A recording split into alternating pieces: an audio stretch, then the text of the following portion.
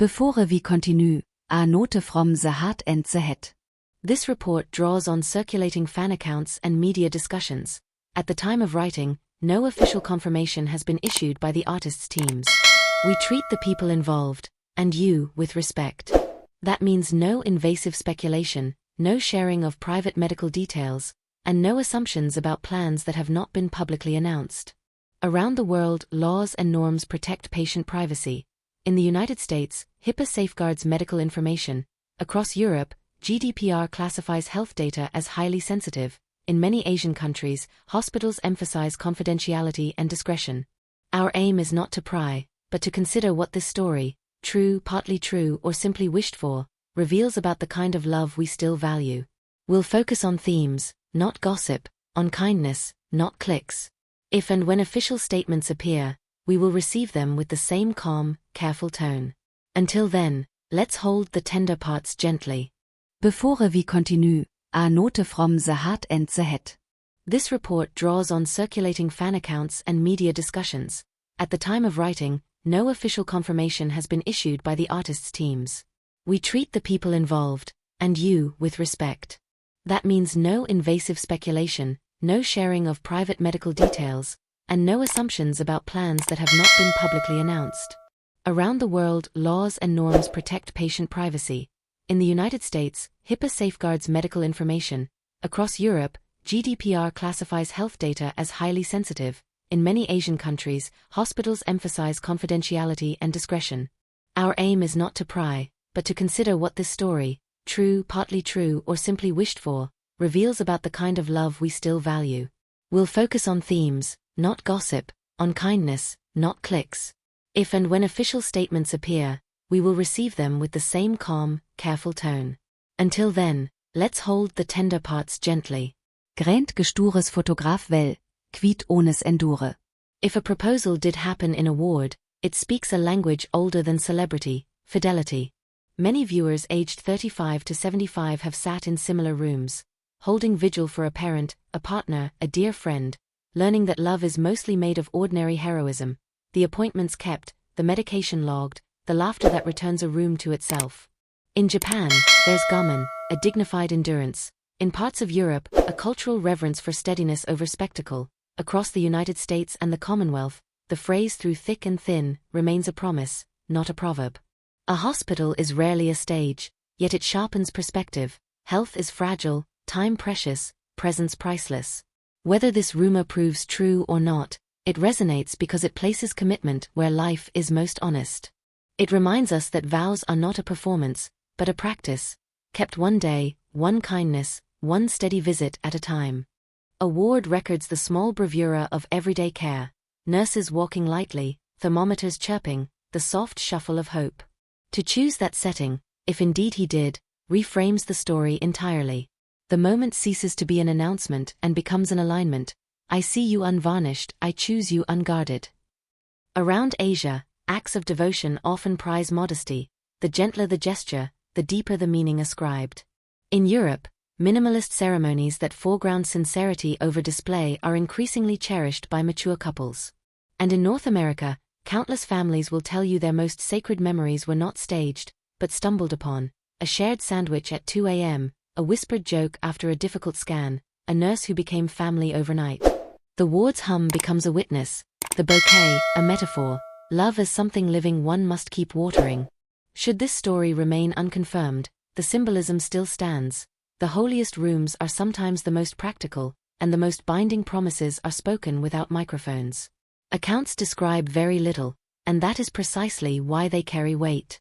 A small booklet, not a cascade. A brief kneel, not a choreographed routine. Words that felt remembered rather than rehearsed. That every moment is perfect because it is shared, not because it is symmetrical. If Zhao Lusi truly said yes, it may have been through tears, partly of relief, not at a fairy tale ending, but at the reappearance of ordinary days, warm soup, open windows, laughter that doesn't tire. Viewers across our audience range often write to say that such scenes recall their own anchors.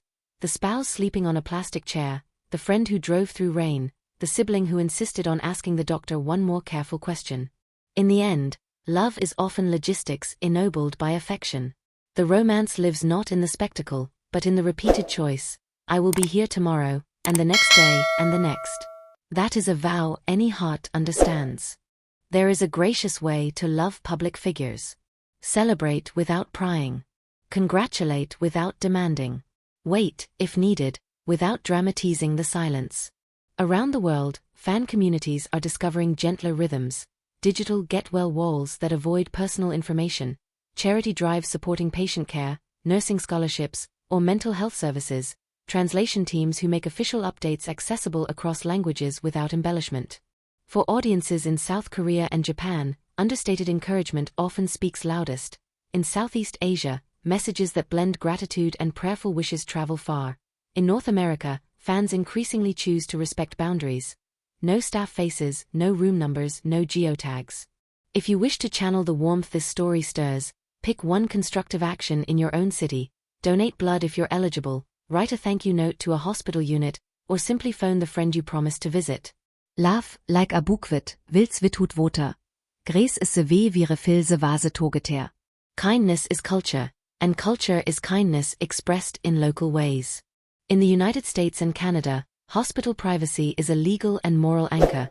Filming staff or revealing patient details is considered a serious breach. Across the European Union, GDPR recognizes health data as highly sensitive, calling for restraint in what we post or forward.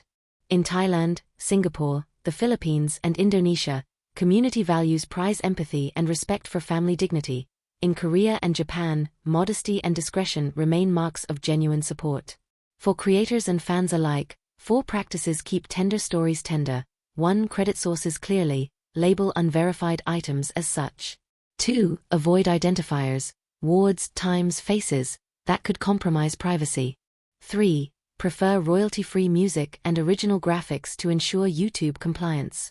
4. Spotlight themes over voyeurism, steadfast love, recovery, gratitude for caregivers. These guardrails do more than protect channels, they protect people. And that, ultimately, is the only metric that matters. As of this narration, no official statement confirms an engagement, a date, or even the event itself. That does not diminish the longing many feel to read a gentler headline, it clarifies our task, to wait well. Should an announcement arrive, the most respectful response will be simple joy and a continued prioritizing of health and privacy. In the meantime, the verified story is already beautiful. Strangers across continents have paused to consider how love behaves when the lights are unflattering and the hours are long. In letters from viewers aged 35 to 75, a pattern emerges. The memories we cling to are not grand, but good. The drive home at dawn, the nurse's extra blanket, the day a number finally improved. If you are moved by this rumor, give that feeling a job. Kindness to the person nearest you who needs it. News cycles end, good deeds do not. That is a headline anyone can publish today. If I could place one card upon that bedside table, it would read like this: I will not ask the day to be perfect to love you perfectly. I will not wait for fireworks to make a vow that is built for rain. If fear knocks, I will be the one who opens the door and says, we are not alone. If this room must be our cathedral for a while, let hope be our hymn and gratitude our liturgy. When the sun moves across the floor, we will measure time by what we have given one another. Patience, laughter, the courage to ask, how are you really? And on the day these walls are behind us, we will take nothing for granted. The taste of soup, the sound of traffic, the miracle of a walk with no destination. I choose you in the ordinary, which is to say, I choose you for real. That is my blessing for them, and for you.